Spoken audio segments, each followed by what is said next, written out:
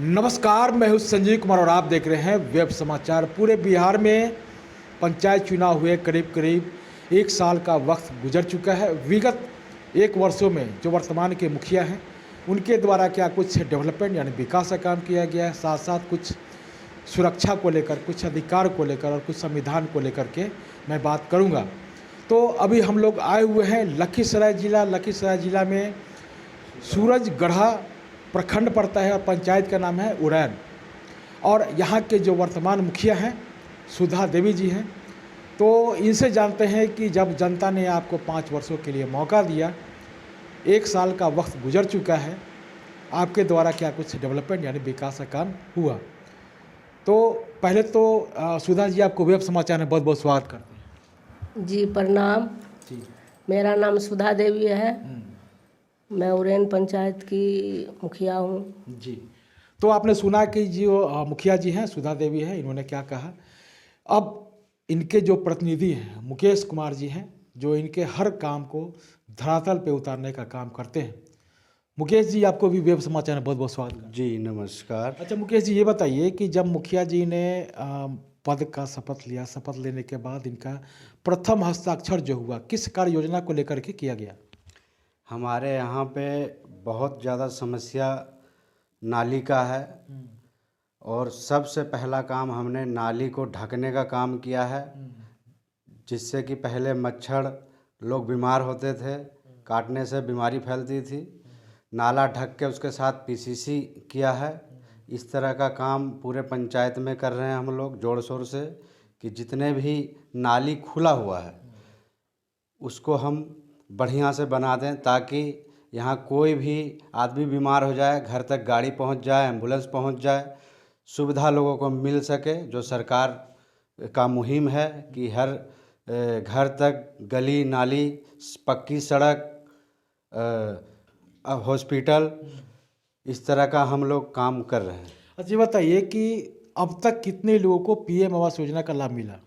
हमने सबसे पहले 475 पीएम आवास का लाभ दिया है, जिसमें से कि 280 सैंक्शन हो चुका है, मिल भी चुका है लोगों को। अभी सरकार का टारगेट बढ़ेगा, बाकी शेष वो मिल जाएगा। मई तक उम्मीद है मिलने की। अच्छा, ये तो जो लिस्ट था जो आपने कहा कि 400 के करीब में है, तो वो तो पूर्व मुखिया के द्वारा बनाया गया था जी, आपके द्वारा तो बनाया नहीं गया। तो जो 400 लिस्ट आया था उसमें से आपने जांच पड़ताल किया कि वो सही है कि गलत है। जी, हमारे पूर्व मुखिया के द्वारा 775 लिस्ट बनाया गया था। अच्छा। लेकिन जब हम लोग सत्ता में आए तो हम लोगों को पीछे से नाम 302 व्यक्ति का नाम कटवा के दिया गया। अच्छा। और 475 जो लोग थे उनको बोला गया कि आप, जब हमको लिस्ट हाथ में दिया गया तो 2 से 3 दिन का मात्र टाइम दिया गया, जिसमें कि सभी लोगों को जांच करना संभव नहीं था। 5 किलोमीटर के एरिया में फैला हुआ है और जो भी हमारे से संभव हुआ हमने आम सभा में उसको संबोधन जो किया। जेन्युइन था उसको आपने हाँ, दिलाने का काम किया। जी। अच्छा, 15वीं से सिस्टम से क्या कुछ काम हुआ। 15वीं से नाली का काम किया है, पीसीसी का काम किया है, फाइबर सोलिंग का काम किया है, और सिस्टम से हमने समुदाय भवन बनाए हैं, और ग्रामीण सड़क जो टूटी हुई थी वो रिपेयर किया है।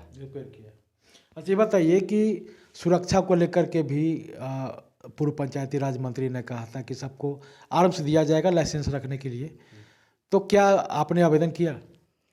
जी, आवेदन तो नहीं किया, लेकिन हम लोग उस पर कोई पीछे से कोई चिट्ठी गाइडलाइन निकला ही नहीं। ऐसे भी हम लोगों का नक्सल प्रभावित क्षेत्र है, कजरा क्षेत्र में आता है उरैन पंचायत, पूरा का पूरा नक्सल प्रभावित क्षेत्र है। हम लोग को यहाँ भय बना हुआ रहता है, तो हम लोगों को सुरक्षा का दृष्टिकोण से हम लोगों को तो दिया जाना चाहिए। जी। अच्छा, पहले के काम करने के तरीका में अभी वर्तमान के काम करने के तरीका में बहुत सारा अंतर है आपको, जो पहले मुखिया जी काम करते थे। तो क्या समस्या क्या उत्पन्न हो रहा है डेवलपमेंट को लेकर, विकास को लेकर। समस्या ये उत्पन्न हो रहा है कि हम लोगों के हाथ में कोई चीज़ है ही नहीं। हम लोग सिर्फ सिग्नेचर करते हैं। स्ट्रीट लाइट लगाना है तो सिर्फ सिग्नेचर करते हैं, पैसा उनको बाहर से बाहर ही मिल जाता है, मुखिया को कोई पूछता ही नहीं। 15वें बीत में भी जो है वेंडर को पैसा चला जाता है, लेकिन वहाँ से पैसा जल्दी हम लोगों को मिल नहीं पाता है। यहाँ सुबह से शाम तक लेबर काम करती है, मुखिया जी को पहचानते हैं वो लोग कि मुखिया जी हमको तो पैसा दीजिए। अब शाम को उसको जेब से पैसा देना पड़ता है। ये पैसा मनरेगा की स्थिति है। जी। तो मनरेगा में अब वो काम का क्या स्थिति, जो आपने कहा कि मजदूरी को लेकर के, तो कोई भी व्यक्ति अब नहीं चाहे कि भाई मनरेगा काम हो?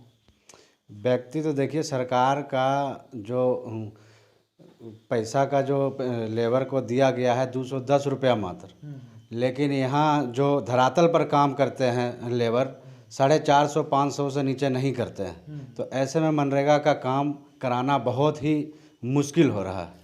अच्छा, ये बताइए कि जब आपने जनता के बीच गए, जब चुनाव का वक्त था, आपके जो मुखिया जी गए तो बहुत सारे वादे किए हैं। 1 साल का वक्त गुजर चुका है, कितना % काम हुआ जो आपने वादा किया था? हमने जो वादा किया था, जो सरकार की राशि हमें एक वित्तीय वर्ष में मिला है, 100% काम किया है जी। इतना कठिनाई के बावजूद भी। मतलब 5 वर्षों का काम आपने 1 साल में ही कर दिया? जी, पैसा का अनुसार हमने पूरा 100 के 100% दिया है। आप पंचायत में चेक कर सकते हैं। जी। अच्छा, बताइए कि जब संविधान एक है, कानून एक है, तो फिर अधिकारों में भेदभाव क्यों? जनता आपको भी 5 वर्षों के लिए चुनता है, MP MLA को भी 5 वर्ष के लिए चुनता है। तो ये बताइए कि पूरे देश में आज़ादी का अमृत महोत्सव मनाया जा रहा है। जी। 1 नेशन 1 राशन कार्ड। अगर आपके गांव का कोई व्यक्ति यहाँ राशन कार्ड बना है, हिंदुस्तान के किसी भी कोना में जाए तो वहाँ राशन उठा सकता है। 1 नेशन 1 पेंशन पे चर्चा हो रहा है, तो इस मुद्दे पे चर्चा होना चाहिए कि नहीं होना चाहिए? बिल्कुल होना चाहिए। जी। तो क्या इस मुद्दे को लेकर के आप लोग मुखिया हैं या मुखिया संघ के बीच चर्चा पर चर्चा नहीं होता है कि जिस तरह से MP MLA को जो 5 साल के काम के बाद जो है पेंशन मिलता है, मुखिया जी को नहीं होना चाहिए? बिल्कुल मुखिया जी को भी होना चाहिए और मुखिया जी का सैलरी में भी बढ़ोतरी होना चाहिए। मुखिया जी को 2500 रुपये मिलता है सरकार की तरफ से। 1 साल बीत जाने के बाद भी अभी तक वो भी राशि नहीं आया है, जबकि मुखिया जी के घर पे सुबह से शाम तक 50 लोग आते हैं। गरीब गुरबा आते हैं, रोते गाते आते हैं, उनको मुखिया जी आटा चावल इस तरह का राशन देते देते 2-3 हज़ार रुपया तो उनका डेली खर्च ऐसे हो जाता है। कबीर अंत्येष्टि जो एक्सपायर होते हैं लोग, उसमें भी मुखिया जी पैसा देते हैं, लेकिन ऑफिशियल कुछ मिलता नहीं। तो मुखिया जी के घर से ही सब जाता है। तो यानी मुखिया जी के पास जो अधिकार है, उस अधिकार में भी सरकार को पुनः विचार करना चाहिए कि मुखिया जी के जो अधिकार है उसमें कटौती ना करे, अधिकार को दिया जाए। जी बिल्कुल, जो मुखिया जी का अधिकार है उनको पूरा पूरा दिया जाए और इनका पेंशन का भी व्यवस्था करा जाए मुखिया जी को, जी। जिस तरह से MP MLA को मिलता है। जी, MP MLA को अगर मिलता है तो मुखिया जी को भी मिलना चाहिए। जो भी MP MLA या हमारी सरकार योजना चलाती है वहाँ से तय करती है, वो योजना धरातल पे मुखिया जी उतारने का काम करते हैं। सबसे बड़ा मेहनत मुखिया जी करते हैं और मुखिया जी को का ही कटौती करा जाता है सैलरी में। ना उनके पे पेंशन है, अपना कोई उनके पे फंड ही नहीं है 5 साल के अंदर कि गरीब गुरबा अलग से आता है तो उनको एट ए टाइम मदद किया जाए। अच्छा, अंतिम सवाल आपसे है कि आपने जनता को वादा किया, 1 साल का काम तो हो गया, लेकिन आगे क्या सोचे हैं कि इस पंचायत के डेवलपमेंट के लिए स्मार्ट पंचायत के रूप में कैसे डेवलप करेंगे?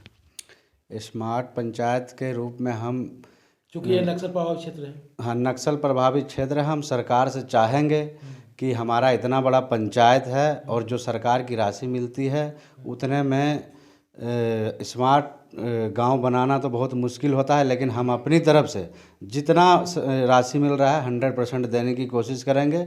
लेकिन गुजारिश यही करेंगे सरकार को पंचायत में राशि बढ़ा के दें।